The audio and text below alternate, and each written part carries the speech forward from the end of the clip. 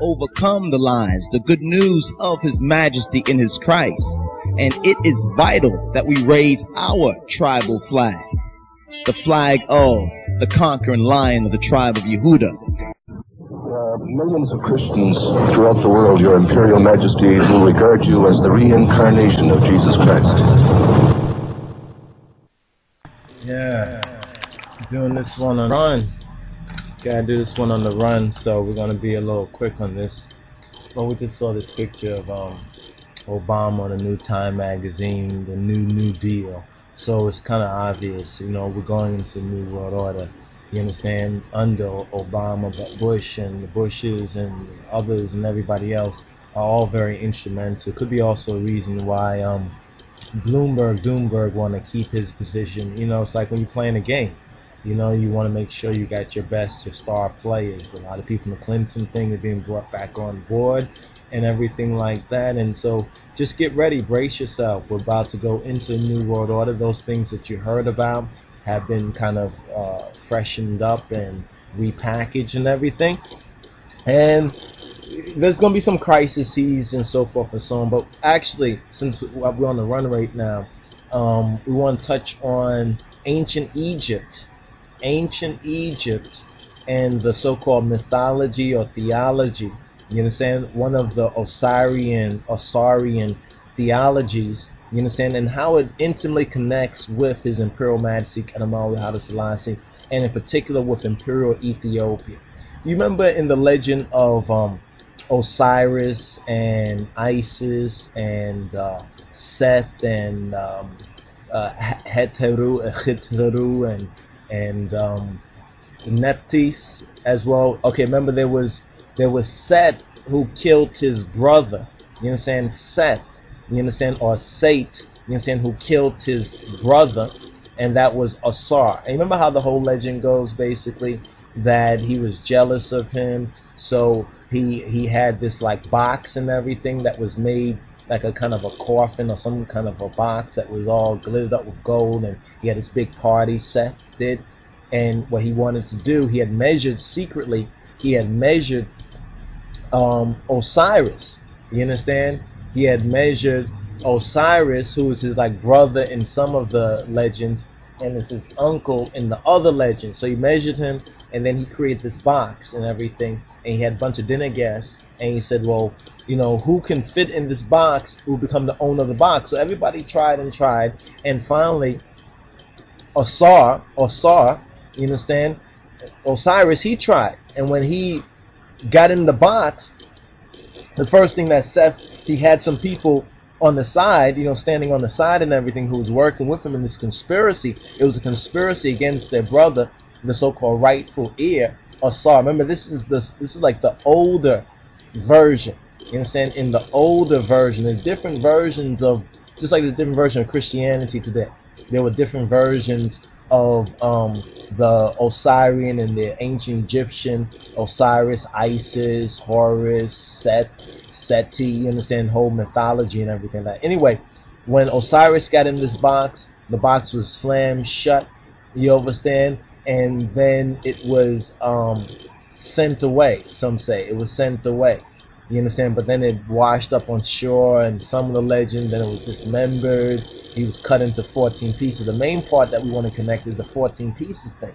Have you looked at the provinces of Ethiopia? The 14 pieces, you understand, of Osiris, and remember, there's the missing obelisk, you understand, which was said in some of the priestical interpretations from ancient Egypt. It is said to have been swallowed up by a fish. Now I want you to keep in mind and take note of Dagon and the connection with Dagon, the two Babylons, with the Roman Catholic Church. All right, remember the connection with Ethiopia, the ancient Osirian legend. Some say it was something that happened already, but how do we know that it wasn't a prophecy of something to happen? How do we know that it wasn't a parable or a proverb, you understand, that was really forthtelling on future prophetic events? Because most historians and Egyptologists or Egyptists, you understand, they basically tell us that it was something that did happen long time ago, but how do we know that it's not really a parable of something to happen or a prophecy? The connection with Ethiopia You understand? The headwaters of the Nile, where the original Nu and the elders, the elder gods. It even is said that Asar and Seth or Set, actually. The interesting thing is Sate in Amharic means both Seth, Tekka, which was the replacement of Abel, who was killed by H.I.M, the red eye and envious, and Sate also means woman. You understand? Woman. So it's very interesting that a male character in ancient Egyptian legend is called woman. Now, woman has two values, like man does in scripture. It could be either good or it could be bad.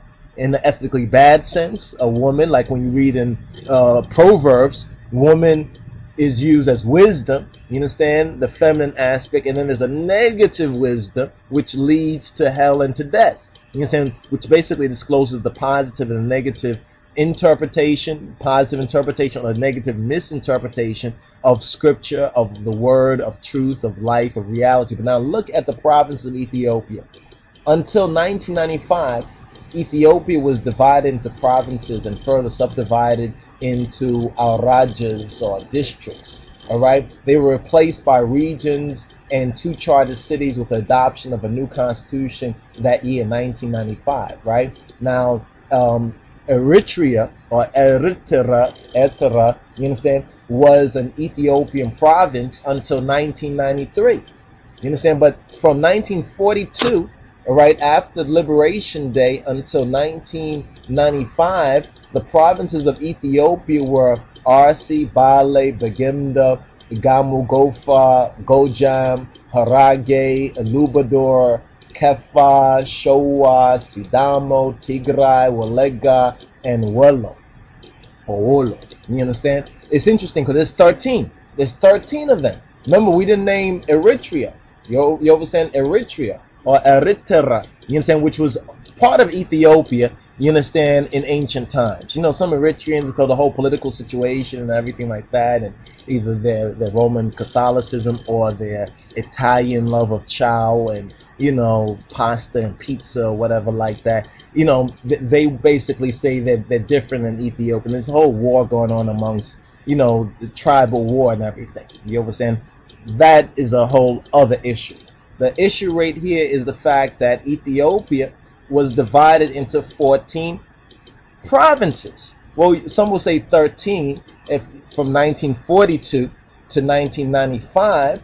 But then when we recognize that Ethiopia province is Eritrea, you understand, and that was until 1993. Some will say, well, that's because of Haile Selassie and the United Nations, and he was able to negotiate this and that. He was able to prove the fact that before the Italians and the British and the other Aropawian, you understand, invaded the Horn of Africa and played tribe against tribe, divided brother against brother, you understand, this was all one Horn of Africa.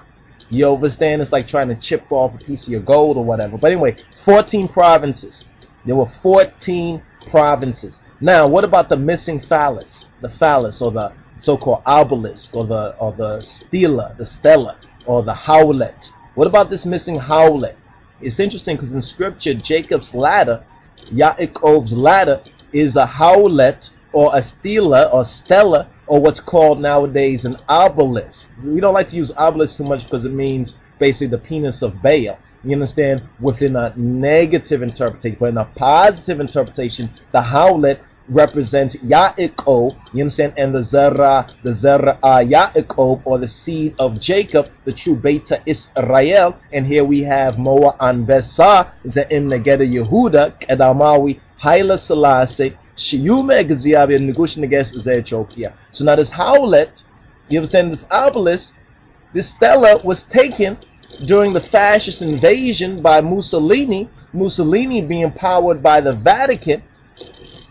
Are you seeing the connection? Babylon, you understand? You know, the evil brother. Now, Sate represents a woman.